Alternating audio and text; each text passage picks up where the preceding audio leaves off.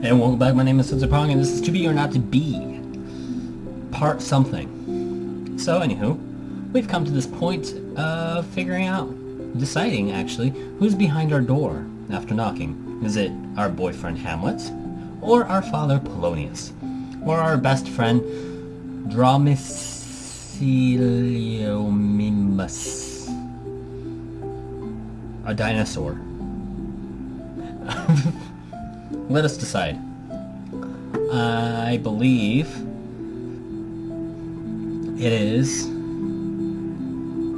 only because I can't pronounce the name, let's say it's that. Hamlet is at the well, fine then. Hamlet is at the door, that's right. Turns out that simply wishing for someone to be at your door doesn't change who's actually there. Okay, that's true. That is true. You don't control reality with your thoughts, Ophelia. Sheesh. Anyway, Hamlet opens the door and steps into your room. It's me, he says. You haven't seen each other for a while, so it's great to see him. You run up and throw your arms around him, and you smooch. It's just like old times. But the moment passes. When you look at his face, you can see concern written all over it. He's troubled by something. Either we ask him what's troubling him, or wait for him to tell you. Let's ask him. You ask him what's wrong, and, well, there's no other way to put it straight, so I'll give it to you, straight. Hamlet tells you about a spooky ghost and a plan for murdering his stepfather, Claudius, pretender to the throne. I'll be frank, it sounds crazy. A ghost? Murder? But he is your friend and lover, and you're not going to leave him hanging out to dry. As gently as you can, you tell him you're pretty sure ghosts don't exist. But even if they do... Episodes 1 and 2, we do know they exist, but we are Ophelia, so... Ghost powers are freaking awesome. He needs to be certain that the ghost he saw was actually the ghost of his father. What if it was some other ghost trying to mess things up? That seems to give him a pause. Hamlet admits he never actually asked the ghost for information, only his dad would know. It's possible the ghost could be an imposter. I'll come with you tonight, sweetie, you say. We'll go together, and if a ghost shows up, we'll figure out what to do. You're confident no ghost will appear, and that this will all just go away. You take his hand and squeeze. Hamlet looks up at you, and you can see his relief. Okay, he says, smiling. What now? Well, we only have one choice. Go see the ghost that evening. Bum bum bum. Evening comes, and Hamlet leads you to the spot outside where he first saw the ghost. We have to wait till around midnight, he says. And the Great Pumpkin, I think that's when he normally shows up. To pass time, you play a storytelling game and you enjoy, where you say one word of a story and he says the next word, and neither of you knows where the story will go. Once, you begin. Upon, he says. You say. Time, he says. There, you say. Was, he says. You say. Beautiful, he says. Looking at you, you smile. Oh, Prince, you reply as he smiles back. Who, he says. Wanted, you say. To, he says. Kiss, you say. His girlfriend, he asks. That's cheating, you say, and then you're kissing. Oh, we failed the game because we said 2 words. Game over. No. What now? Do we make out for a while? Or do we not make out because you can't believe you're thinking this? What if a ghost catches you making out?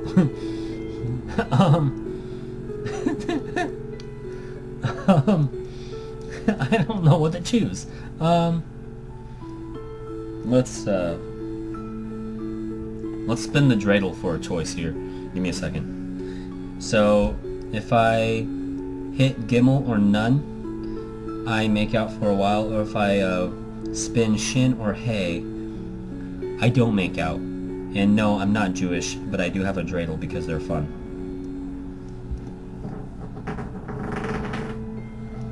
Alright, we don't make out, because you can't believe you're thinking this, but what if a ghost catches you making out? You turn your head away after a few smooches.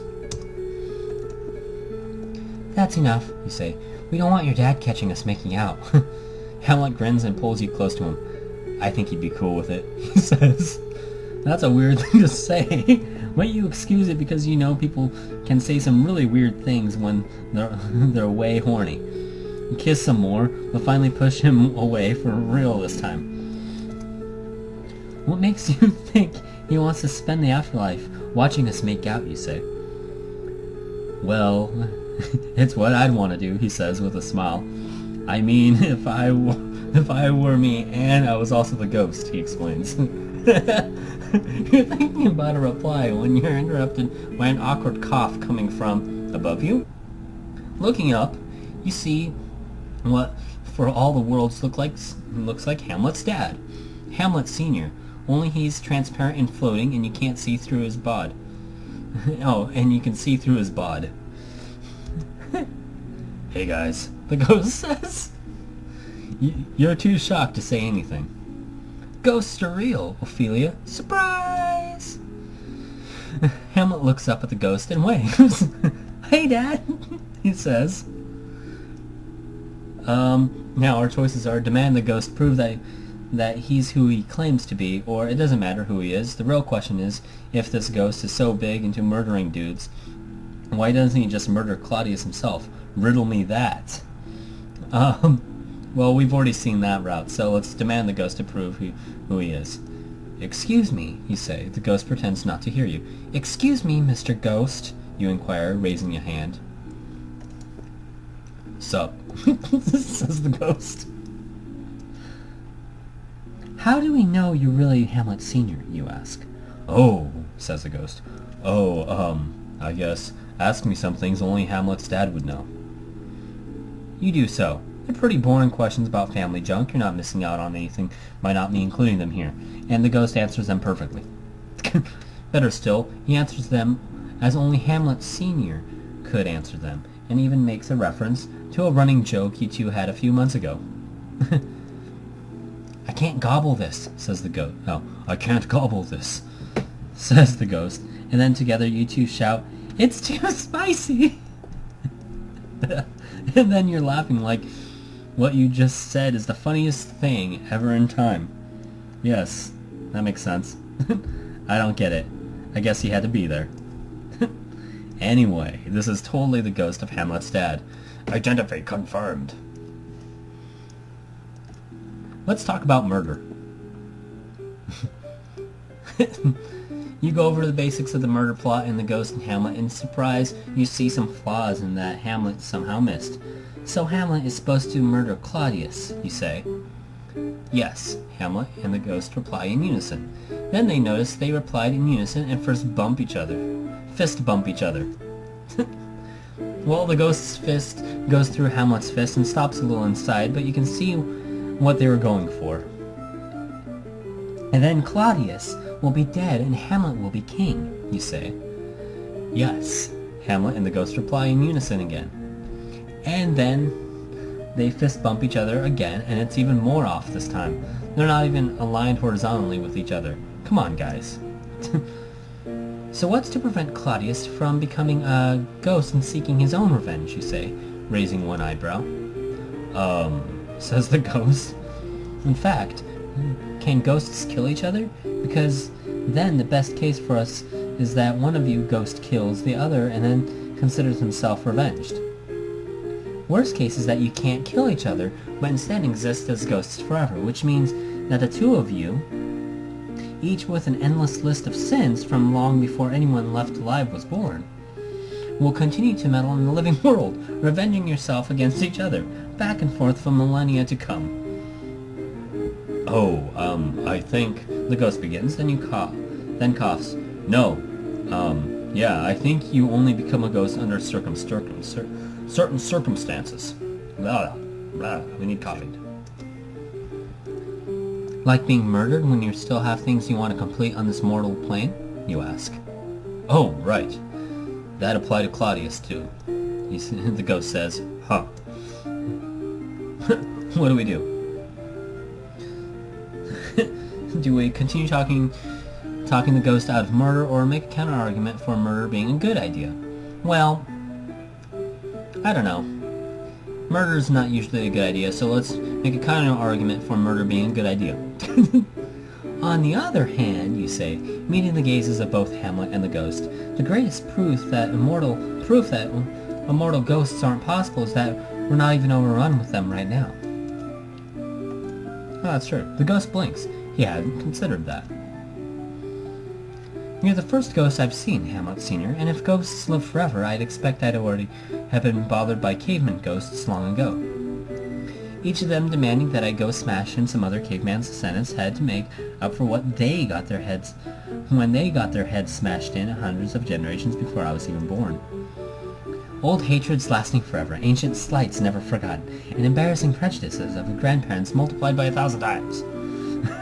You trail off, imagining how frustrating it'd be to explain to an angry and confused immortal pre-linguistic caveman who can walk through walls how to better cope with, say, the pangs of despised love, the law's delay, the insolence of office, and spurns that patient merit of the unworthy takes. Right, says the ghost, considerably cheered. He holds up one finger. So either immortal ghosts have better things to do with their time, which is good, he says. He then holds up a second finger. Or, I'm the first immortal ghost, which is good because then they're really unlikely, and we can't expect that Claudius would be the second one. He pauses, then holds up a third finger. Or, I'm going to ghost die someday, which is bad. Not that bad, you say. After all, you've died once before and you came through it all, right? You can float now. True, says the ghost, floating. Okay, so, are you guys in or what? Oh, okay, so are you guys in or what? Will you murder Claudius and avenge my death? Do we tell the ghosts we're in or tell the ghosts we're out? Well, murder's not usually a good idea, so we're gonna say we're in. Yes, definitely. Let's definitely murder someone. We're in, you say. Aren't we, Hamlet? Hamlet nods. The two of us will avenge you, Father, he says solemnly. Oh, the two of us will avenge you, Father, he says solemnly. I said that happily. Neato! Oh, neato, replies the ghost. Two heads are better than one, right? Okay, well, I'm gonna go now. Be sure to let me know when he's dead. His transparent body is turning to leave when you realize something. Wait, you shout, and then the ghost stops. You can become invisible and walk through places, right?